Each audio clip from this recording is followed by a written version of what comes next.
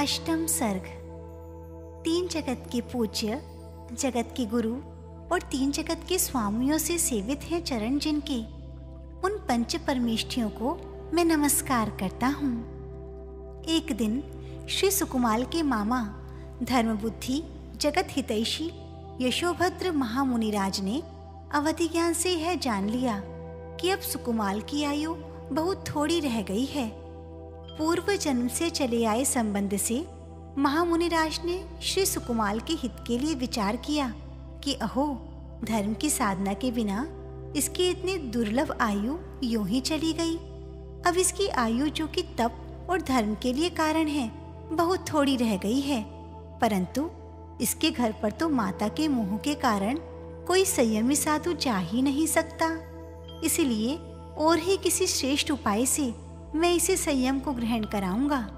यह विचार कर श्री यशोभद्र महाराज ने उसे संबोधन के लिए चातुर्मास योग ग्रहण करने की श्रेष्ठ दिन, जो सुकुमार के महल के निकट उद्यान में दैदीप्यमान और ऊंचा जिन मंदिर था, वहां पदार्पण किया।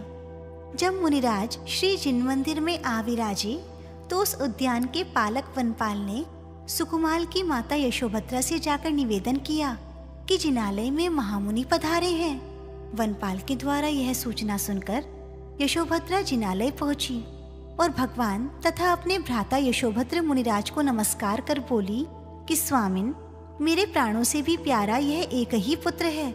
यदि आपके यह शब्द भी सुन लेगा तो यह जिन दीक्षा लेकर तपस्वी बन जाएगा, जो मेरे बड़ा भारी आर्त ध्यान का कारण होगा, जिससे कि मेरी मृत्यु भी हो सकती है।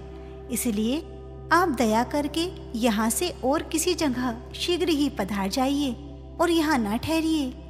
श्री यशोभद्र मुनिराज ने उत्तर दिया कि आज हमारा चातुर्मास योग का यह दिन है, सो जीव दया पालन करने वाले हम लोगों के लिए अब कहीं भी जाना उचित नहीं।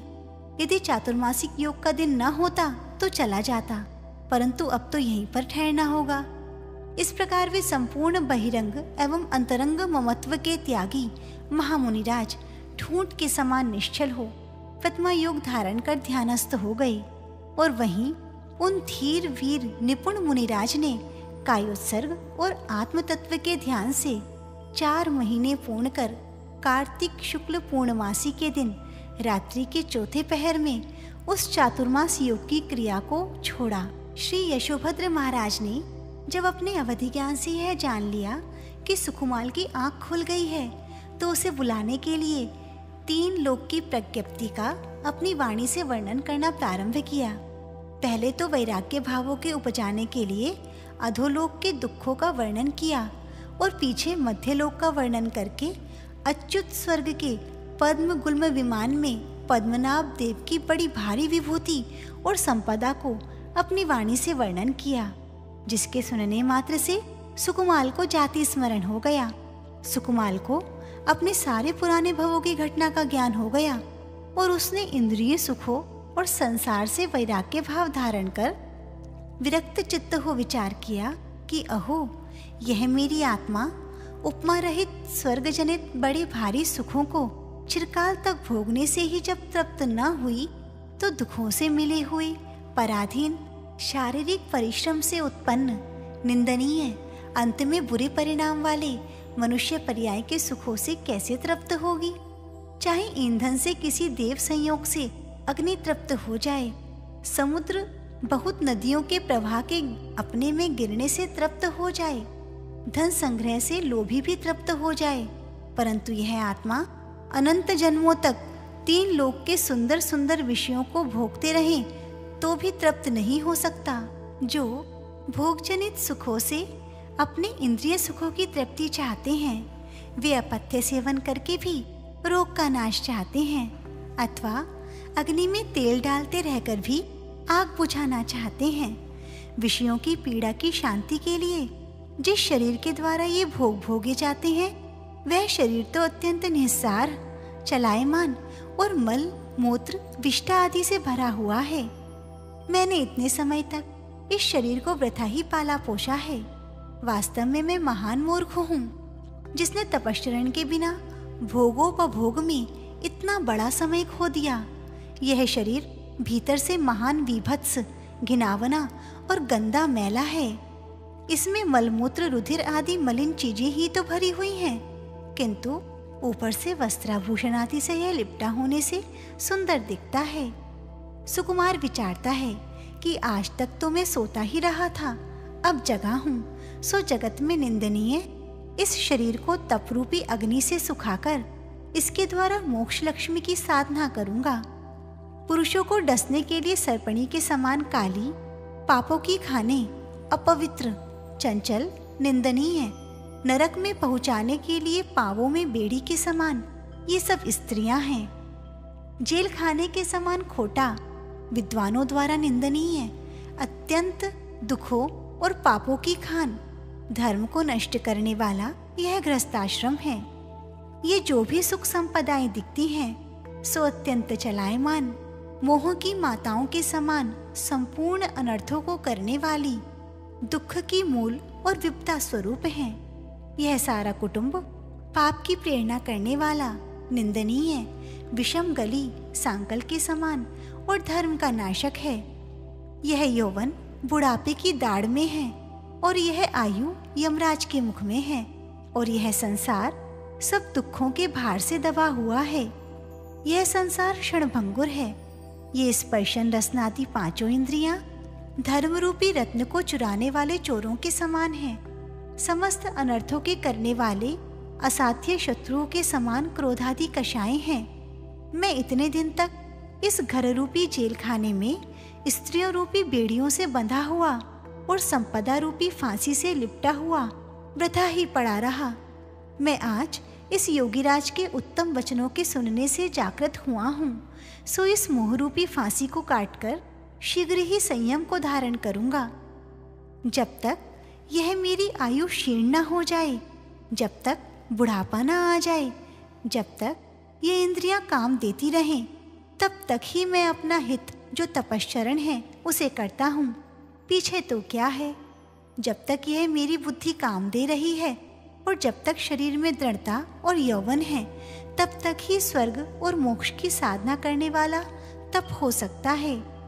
पीछे तो क्या है, सो मैं आज प्रातःकाल ही अपने स्वर्ग मोक्ष का साधन रूप उपाय कर लूंगा।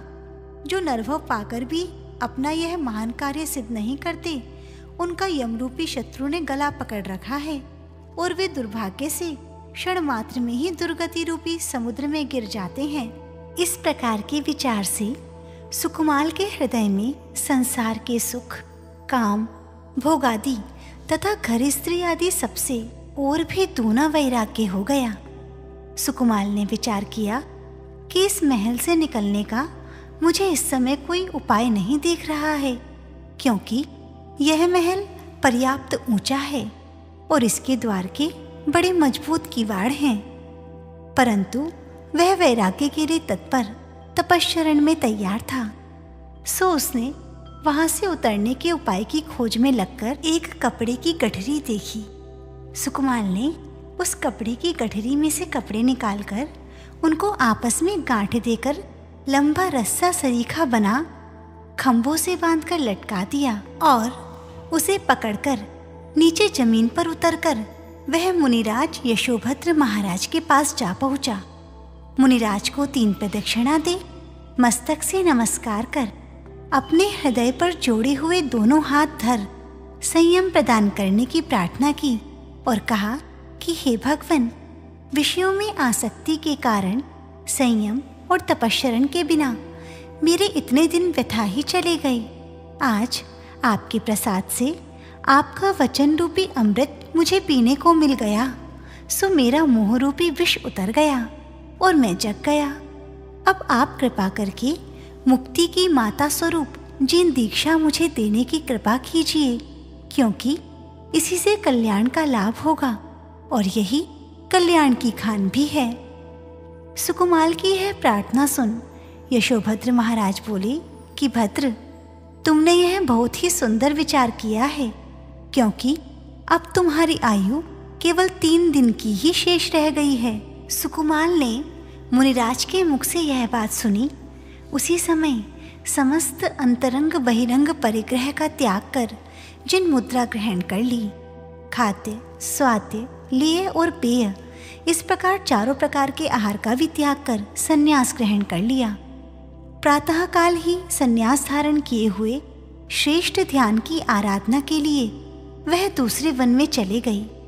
मनोज्ञ किंतु अत्यंत भयानक निर्जन प्रदेशों में देह से सब प्रकार का ममत्व छोड़ एक पांव से अपने निश्चल शरीर को पृथ्वी पर खड़ा कर प्रायोपगमन संन्यास धारण कर लिया। संन्यास 3 प्रकार का होता है: भक्ति प्रत्याख्यान, इंगिनी और प्रायोपगमन।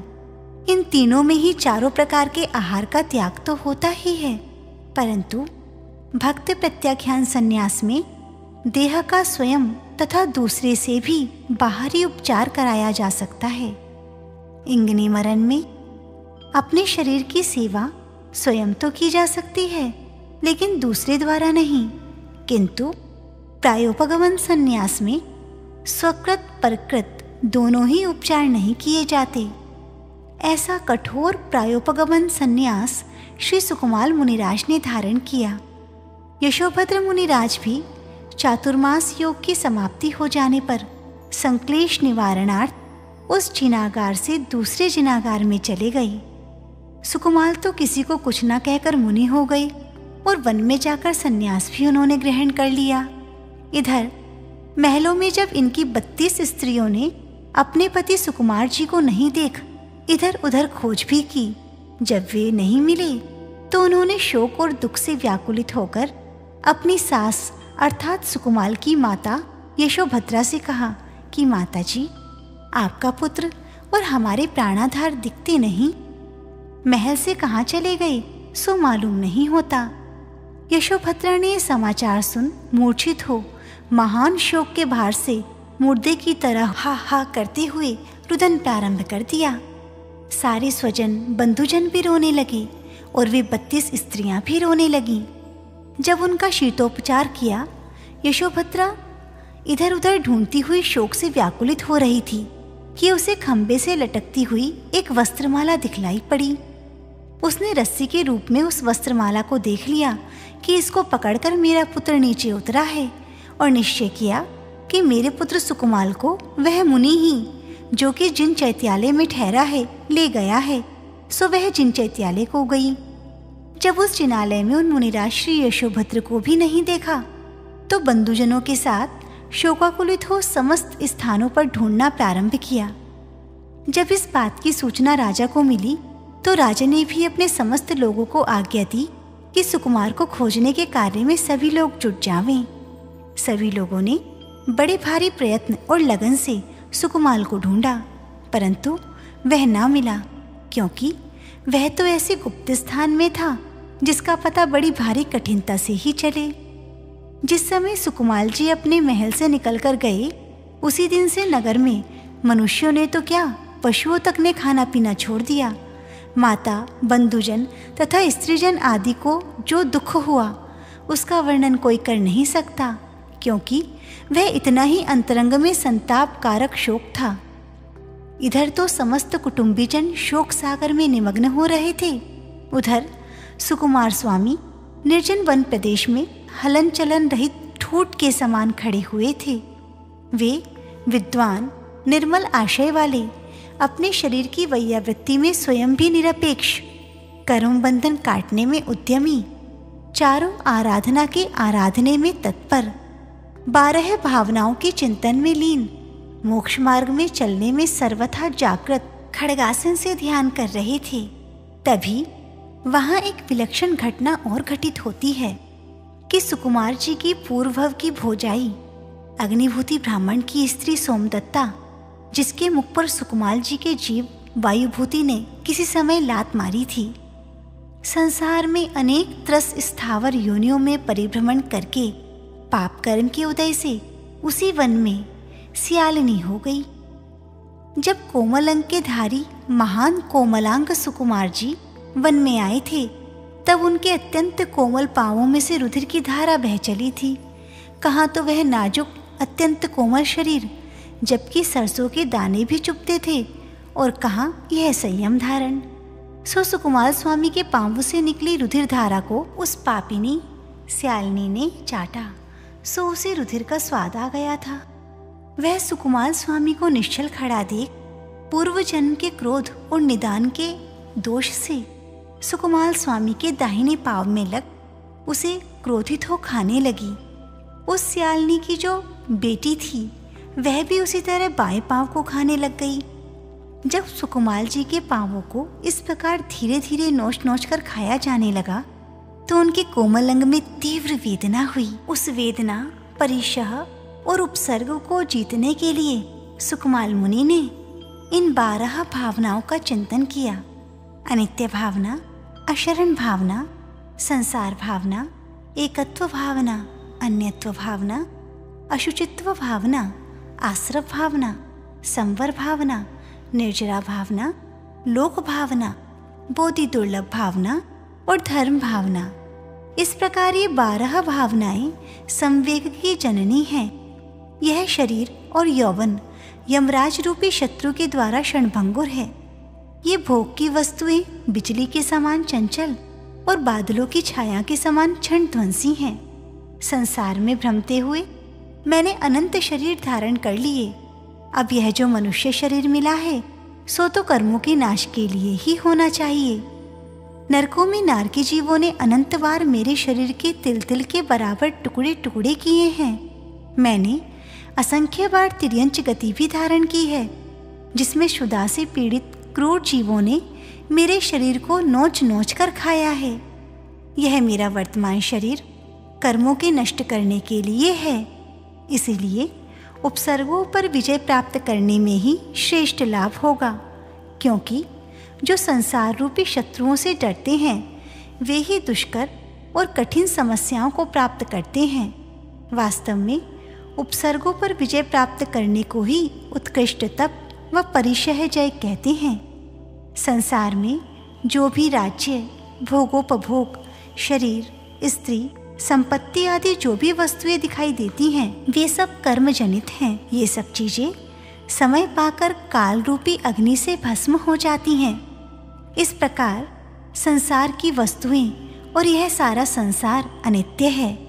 यही जानकर चतुर लोग उग्र कठोर तप के द्वारा नित्य जो शिव सुख है उसकी साधना करते हैं। इस प्रकार अनित्य भावना का चिंतन किया। जैसे किसी वन में हरिण को सिंह पकड़ ले तो उस हिरण का कोई शरण नहीं, उसी प्रकार मृत्यु के मुख में फंसे हुए प्राणी का कोई रक्षक नहीं।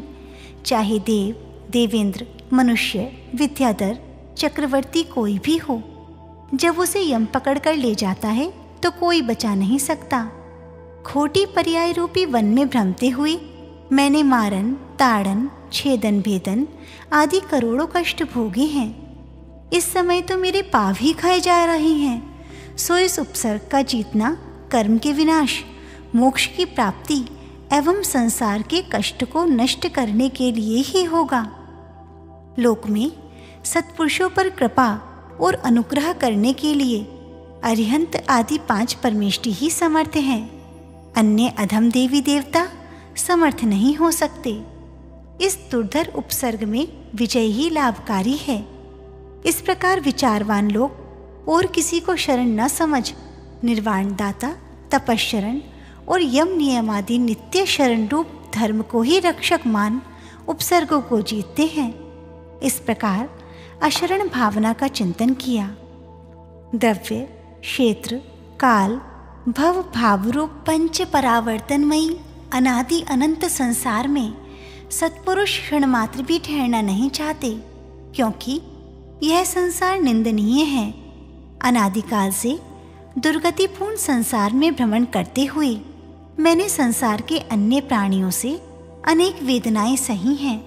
यह जो मेरे पांवों को सियालिनी और उसकी पल्ली खा रहे हैं, सो तो उन दुखों और वेदनाओं के सामने कितना दुख है। इस दुख और वेदना का सहना तो मेरे कर्मों के नाश जनित सुख के लिए होगा। इस प्रकार सुकुमार मुनिराज संसार की विचित्रता को विचारते हुए पर्वत के समान निश्चल हो उपसर्ग सहने लगे। इस प्रकार जो सुख के अर्थी होते हैं वे दुख से भरे हुए संसार के स्वरूप को जानकर उससे उदास होते हैं, और जो सुख की खान मोक्ष है उसकी सम्यक दर्शन, सम्यक ज्ञान और सम्यक चारित्र रूप रत्नत्रय द्वारा साधना करते हैं। इस प्रकार सुकुमार मुनिराज ने संसार भावना का चिंतन किया। मैं अकेला हूँ, नित्य हूँ, जन्म मृत्यु रहित हूँ, समस्त दुखों से दूर हूँ, महान हूँ और अनंत गुणों का सागर हूँ। ये सियालनियाँ इस भीतर से दुर्गंधित शरीर को खाती हैं, मेरी आत्मा को तो खाती ही नहीं। इस प्रकार अपने परिणामों में कलुषता लाने की आवश्यकता नहीं है। विद्वान लोग अपने आप को अकेला जानकर, अर्थात यह जीव मरता भी अकेला ही है तो जन्मता भी अकेला ही है, इसका कोई साथी नहीं होता, यह निश्चय कर मुक्ति लाभ के लिए एकत्व भावना का चिंतन करते हैं। इस प्रकार परम ध्यानी सुकुमार स्वामी ने एकत्व भावना का चिंतन किया। यह शरीर महान घृणा का स्थान है, आत्मा से पृथक है और सर्वथा क्षणभंगुर है। मन वचन काय ये सब आत्मा से अलग हैं। ये सियालनियाँ शरीर को खाती हैं, मैं तो शरीर से अलग हूँ, मुझे तो खाती ही नहीं, फिर चिंता और दुख भी क्या है। इस प्रकार तत्वज्ञाता शरीर से आत्मा को अन्य जान अपनी आत्मा का ही ध्यान करते हैं। आत्मा और शरीर दोनों ही अलग अलग हैं। शरीर को कष्ट होने पर आत्मा दुखी क्यों हो। इस प्रकार श्री सुकुमार महामुनि ने अन्यत्व भावना का चिंतन किया। यह शरीर क्षुधा तृषा रूपी आग से जल रहा है। काम, क्रोध और रोग रूपी सर्प इसमें भरे हुए हैं। मांस, मज्जा, रुधिर आदि सप्त मलिन धातुओं से भरा हुआ है। ऐसा यह शरीर विद्वानों द्वारा कभी प्रशंसनीय नहीं हो सकता। यह शरीर जेल खाने के समान अशुभ है, जिसे ये सियालनियाँ खाकर मुझे इस जेल खाने से छुड़ाती हैं, सो यह तो मुझे लाभ ही हो रहा है, हानि नहीं। इस प्रकार भेद विज्ञान पूर्ण विचार से वे अत्यंत धीर वीर सुकुमार स्वामी सियालनियों द्वारा पांव के खाए जाने पर भी संक्लिष्टता को प्राप्त न हो सकी और ध्यान में लीन रही। यह शरीर संपूर्ण अपवित्र पदार्थों का खजाना है। यह समझकर चतुर पुरुष अपने को तपश्चरण और संयम में लगाते हुए परम पवित्र मोक्ष की साधना करते हैं। इस प्रकार सुकुमार महामुनिराज ने अशुचित्व भावना का चिंतन किया। जिस प्रकार छिद्रयुक्त जहाज में बैठने वाले मनुष्य समुद्र में डूब जाते हैं, उसी प्रकार मिथ्यात्वादी से उत्पन्न दुष्कर्मों के आश्रव आते रहने से यह जीव संसार समुद्र में डूब जाता है। जिसने तप, संयम, ध्यान और क्षमादि द्वारा कर्मों के आश्रव को रोक लिया है, उनके सब कार्य सिद्ध हो जाते हैं, संवर और निर्जरा भी होती है। अगर मैं इस उपसर्ग जनित दुख से जरा सा भी अपना हृदय मलिन कर लेता हूँ तो पापाश्रव होता है और अनंत संसार बढ़ता है। उस संसार में कवियों की वाणियों के भी अगोचर तीव्रतर दुख भोगना पड़ता है। इस प्रकार सोचकर कल्याण के चाहने वाले महान कष्ट को भोगते हुए भी विचलित नहीं होते और आश्रव के महान दोषों को जानकर मन वचन काय को रोककर आश्रव को रोका करते हैं। इस प्रकार श्री सुकुमार मुनिराज ने आश्रव भावना का चिंतन किया। निर्जरा दो प्रकार की होती है, एक सविपाक निर्जरा और दूसरी अविपाक निर्जरा।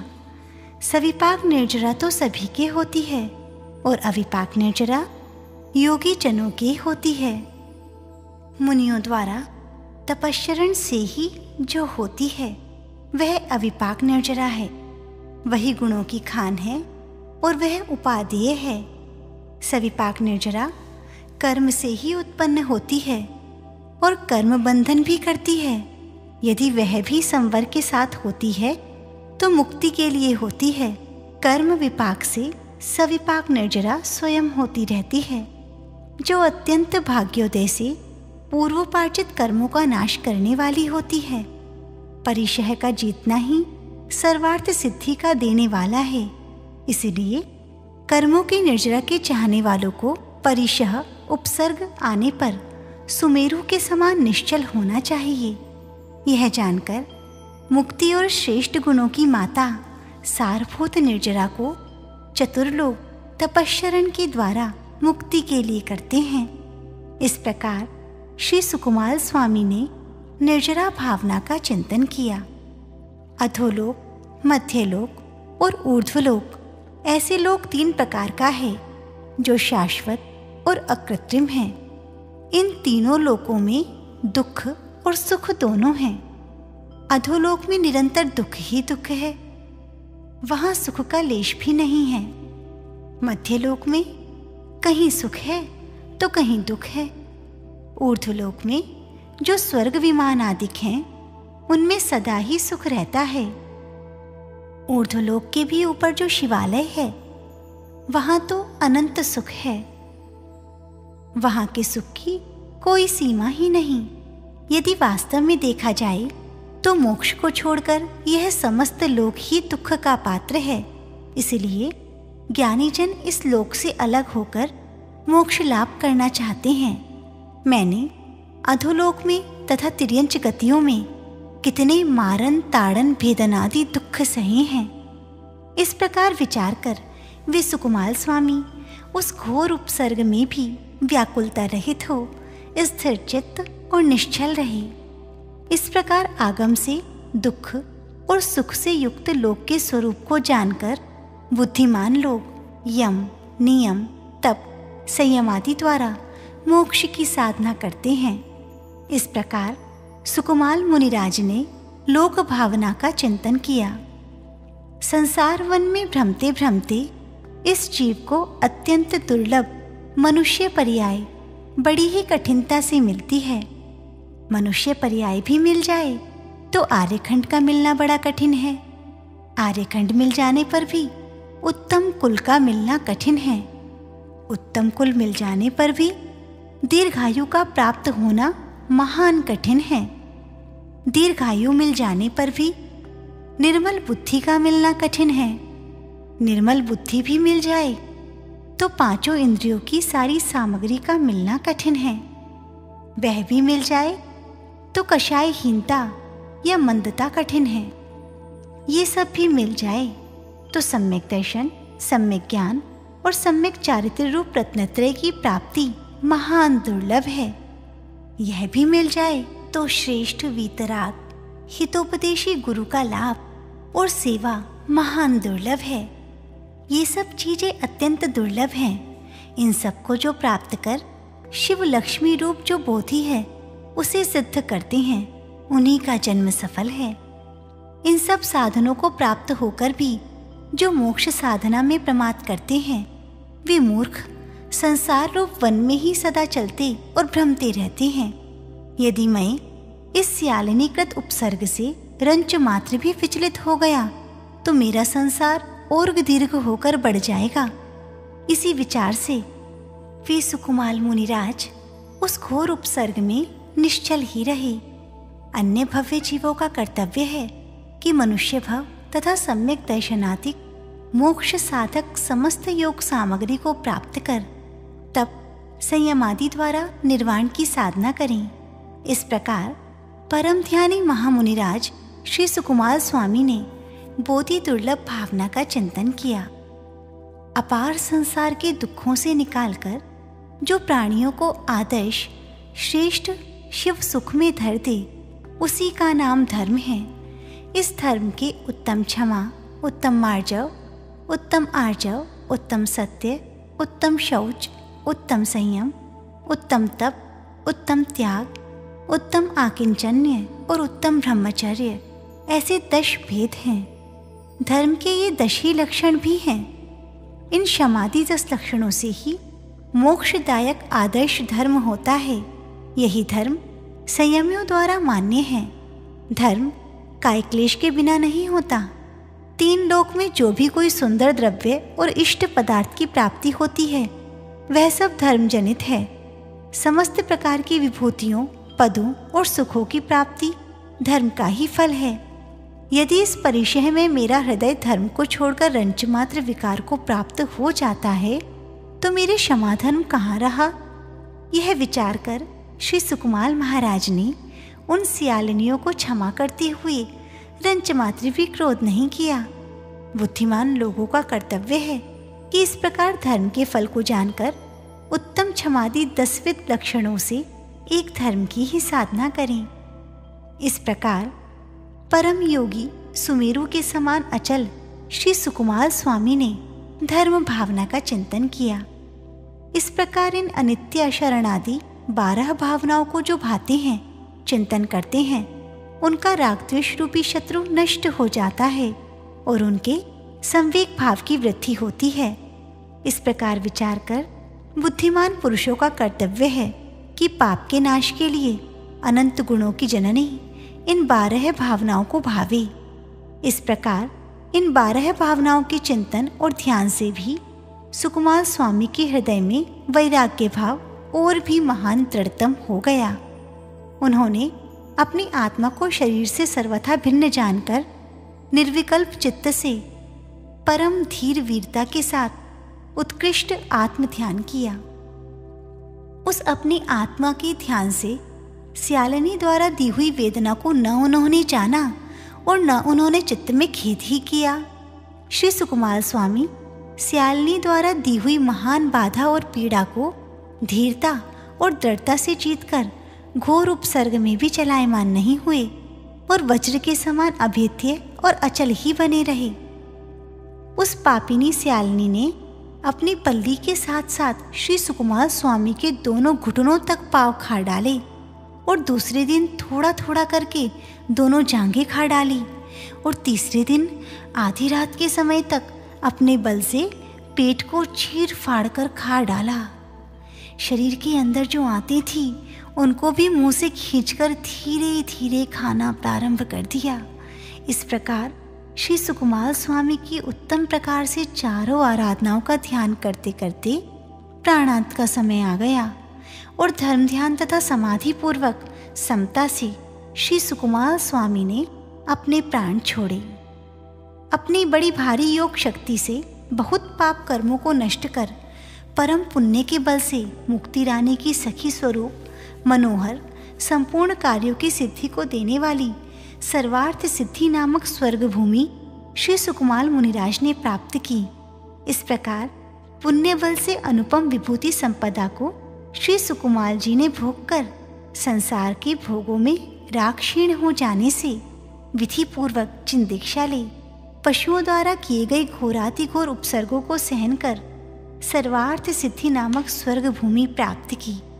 श्रेष्ठ पुरुषों का भी कर्तव्य है कि अपने कल्याण के लिए वे भी धर्म साधना और उपसर्ग परिशहों के जीतने में धैर्य धारण करें। इस प्रकार बहिरंग और अंतरंग समस्त प्रकार के परिग्रह से रहित हो, श्रेष्ठ मार्ग के सन्मुख हो, जो सम्यक दर्शन, सम्यक ज्ञान और सम्यक चारित्र का सेवन करते हैं, वे संसार रूपी समुद्र के पारगामी हो जाते हैं। वे ही धीरवीर समस्त परिशहों पर विजय प्राप्त कर 3 लोक में पूजित हो जाते हैं। उन सुकुमाल स्वामी आदि समस्त मुनिराजों का मैं उन जैसे गुणों की प्राप्ति के लिए स्तवन वंदन करता हूँ। इस प्रकार श्री सुकुमाल चरित्र में श्री सुकुमाल मुनिराज पर शगाली द्वारा उपसर्ग का होना और उनके द्वारा उपसर्ग परिशाहादि पर विजय प्राप्त करना, 12 भावनाओं का चिंतन और सर्वार्थ सिद्धि में गमन का वर्णन करने वाला 8वां